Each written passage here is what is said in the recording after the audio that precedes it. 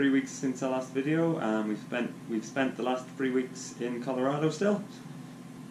Mainly been skiing. We've got a lot of skiing videos going up, so there's a link to them below this video if you want to see those.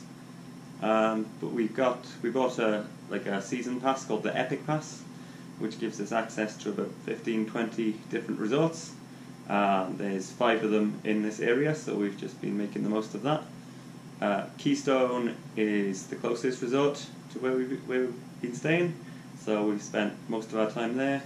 It's probably the least well known of the resorts in the area, but it's actually really good. It's got a lot of variety. There's some on the front side of the mountain. There's a lot of the easier stuff, the blues and the greens, and then if you go over to the back of the mountain, you can get into the bump runs and the tree runs. And if you want some more advanced stuff, there's a cat which takes you up and you can go and ski around in the bowls. They also have night skiing at Keystone, which we did once or twice. It was more of a novelty than anything. The skiing's not great, but it was a good evening. And we got some fireworks when we were night skiing. And we got to see some fireworks. The next closest resort is Breckenridge, which is a huge resort, and it's pretty famous. It was where Dumb and Dumber was filmed. It's got 5 peaks, which are imaginatively named 6 to 10.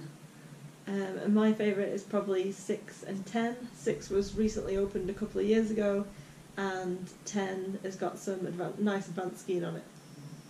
We also went to A-Basin one day, which is probably again about a 20-minute drive from where we were staying.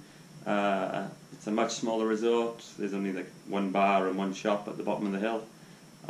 It's got a lot of good blue groomed runs to do, and then there's also a lot of advanced stuff if you want to hike up the mountain. But there's not much in between those two, especially this year as they haven't had much snow, so we only spent the 1 day there. And then another resort in the area is Vail, which is even bigger than Breckenridge. It's got some pretty impressive areas on the back, which are the back bowls and blue sky basin. And we took a guided tour there, and we liked it so much that we ended up going back and exploring on our own. But it probably has the most confusing piste map I've ever seen. So we spent quite a bit of time trying to figure out where to go. But it would definitely be the best resort if there was lots of snow. We also spent 1 day at a place called Beaver Creek, which is a bit further on from Vail. We were lucky that day. They had 6 inches of snow, so we got to play around there. We also used with our ski pass. You get an app which you can use as a guide, so it tells you which runs to do. So we used that day because we only had the 1 day there. And then the last one that we skied in Colorado was Copper Mountain. It's actually not on the Epic Pass, but I met a ski instructor who invited us over to ski at her local mountain, which was Copper Mountain. And again, we got really lucky. We had some good snow there, so she took us out through the tree runs, and we had a great day. But it was absolutely freezing that day, kind of minus 20. So we were doing lots of skiing to keep warm. The weather has been really up and down the last few weeks. We had 1 week where it didn't get above freezing for the whole week, and then the next week it warmed up and it actually reached 20 degrees C at one point. So it was nice to be warm again, but unfortunately all the snow melted. So the 1 day we just went for a walk. There's a path behind the house which became a bit more accessible once the snow had melted, so we went for a walk up there. We've also been watching the Winter Olympics on the telly. We were hoping to get a few tips, but unfortunately whenever we turned the telly on, there was only ever figure skating on for some reason.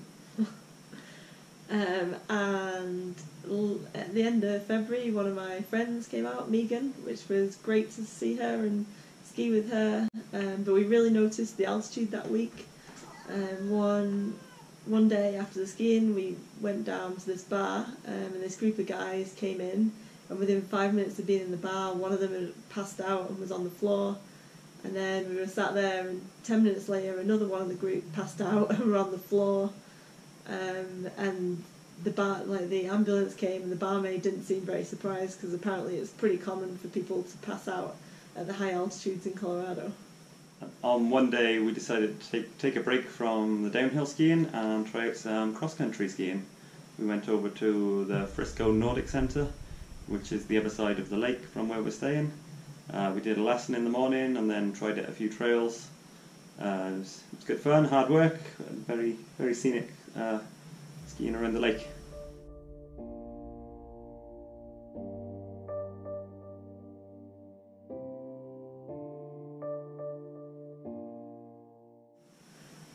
Yeah, it's pretty expensive out in Colorado, so we've been trying to save a bit of money by cooking at home.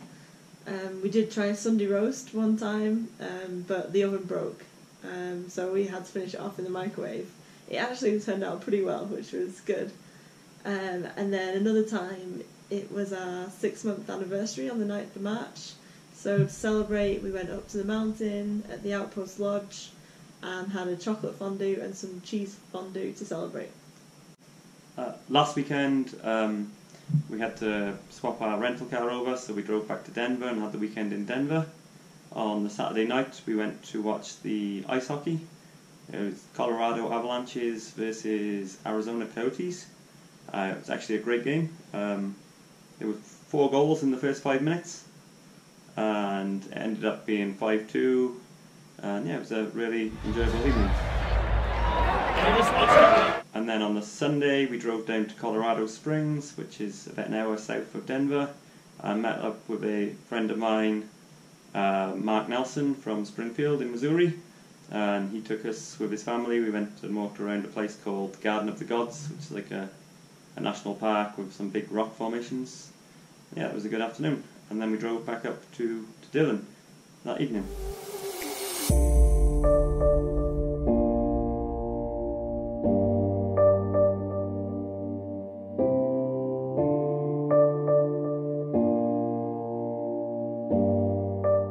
And then we had a few more days skiing, and then I went off to New Orleans for a stag do. It was also St. Patrick's Day that weekend, so it's taken a few days for me to recover, but I'm just about back to life now. Yeah, well, Rich was in New Orleans. A couple of friends from Bermuda, Colin and Peter, came to visit, so I did some skiing with them in Keystone. And then on the Saturday, I did a cat skiing tour, which was in the Independence Bowl. It's kind of like a big tank, I'm sure you'll see on the video, which was really great fun. And to celebrate St. Patrick's Day, we went to Murphy's Bar and had some fish and chips. So yeah, that was the end of our time in Colorado, and next stop is going to be Park City in Utah.